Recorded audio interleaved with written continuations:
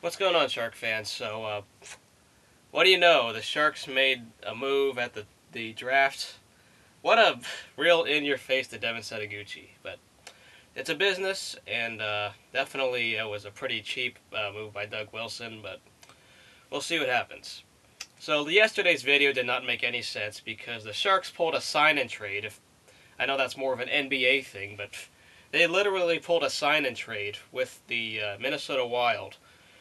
They dumped Setoguchi, Charlie Coyle, who was the top draft pick of last year, who I think had great upside. And then you got your first round pick of this year, which had a weak draft class anyway, but they drafted someone at 28th overall yesterday. In return, the Sharks get a second round pick in 2012, as well as Brent Burns.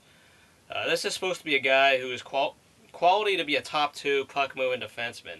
And the Sharks needed another guy to complement a guy like Thomas Cavalier, in this case now Brent Burns. I needed someone who can do some more puck moving because Dan Boyle had a major load to carry, and I think it's probably rough on Brent Burns that he was the top defenseman. But now that he's not, he'll definitely complement very well down on the second pairing, I should expect. So the Sharks stuffed Setoguchi. He took the hometown discount and still got dumped to Minnesota. I mean, what an in-your-face to him. But from a business standpoint, I like this move because the Sharks got a top four defenseman, which is what we've needed. And I know every expert and person and fan out there knows the Sharks have needed a defenseman for a while. So this is Doug Wilson's answer. He knew that we needed a defenseman, and he got that in Brent Burns. He's an offensive guy. He should be better on the power play. I think he'll complement very well. He just needs a shutdown guy to go with him. So you still have Boyle and Murray. Then this guy could be paired with Vlasic. It'd be a good duo because he would be the puck moving guy. You got Vlasic on the other side, but I know typically Demers is paired with Vlasic. So you have, of course, those two, and then if Demers could be paired with just DeBron as the third pairing potentially. So the Sharks, this is definitely a gamble, a major, major gamble.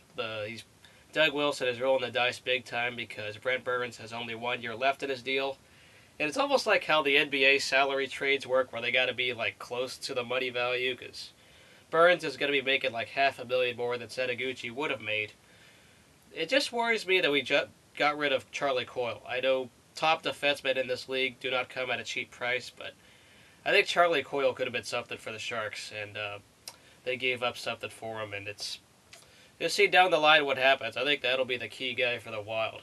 As for Setoguchi, I've said it before. I thought for a time he was expendable because he's the seventh best forward on the Sharks. You still have Marlo Thornton, and Heatley, and then you got Pavelski, who I believe is better than Setoguchi. Then you have, of course, Brian Clough, and then Logan Couture. You put Logan Couture on the second line, and you move one of the guys from the second line up, as well as Pavelski from being on the third line. He moves up to the second line. The lineup works much better. Setoguchi being on the third line, Pavelski on the third line did not work so well. So, as I said, Setoguchi was a little bit expendable. He was a little streaky and inconsistent. I know what he did in the playoffs. You don't need to remind me that, but still, it just seems that he would be very inconsistent. He would be a lot like Jonathan Cheechoo was. They would have that really good season, that 1 year he peaked, and then he just kind of reeled and slowed down the last couple of years. I know Cheechoo had another good season after that 56-goal year, but those 2 years after, he just really regressed, and his career's gone downhill. It's funny, he's in the Sharks system still. I think he's a part of the AHL Worcester Sharks.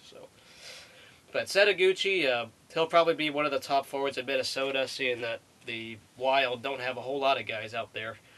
They were one of those defense-first teams, or at least they used to be under Jacques Lemaire. But Brent Burns, we'll see what he does. A lot of expectations are going to be high on him because he's going to be the key defenseman, who Doug Wilson believes it'll bring us over the top. We'll find out what really happens when the season comes.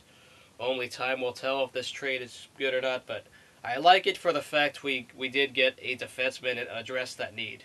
Surprised that this happened a little bit before the free agency began, but free agency is like in a week, so we'll see what happens then. The Sharks just now need to address their third and fourth pairings. I'm going to assume Justin Braun will be the sixth defenseman, so the third and fourth line will probably be addressed with some minor trades and minor signings.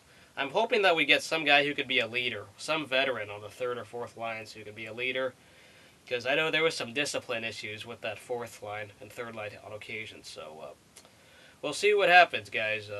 You like this trade, dislike this trade. The other video should be deleted by the time you see this, so it doesn't make sense anymore. So we'll see what happens. I think the Sharks definitely addressed what they needed, but I'm not going to go celebrating or nuts yet. It's a good deal, though, because they needed a defenseman and they got it. It could be a trade that works out for both teams. So we'll see what happens, but we'll see you guys later, and go Sharks as always. Probably won't have another video coming until the next headline or possibly the next season begins. So see you guys later.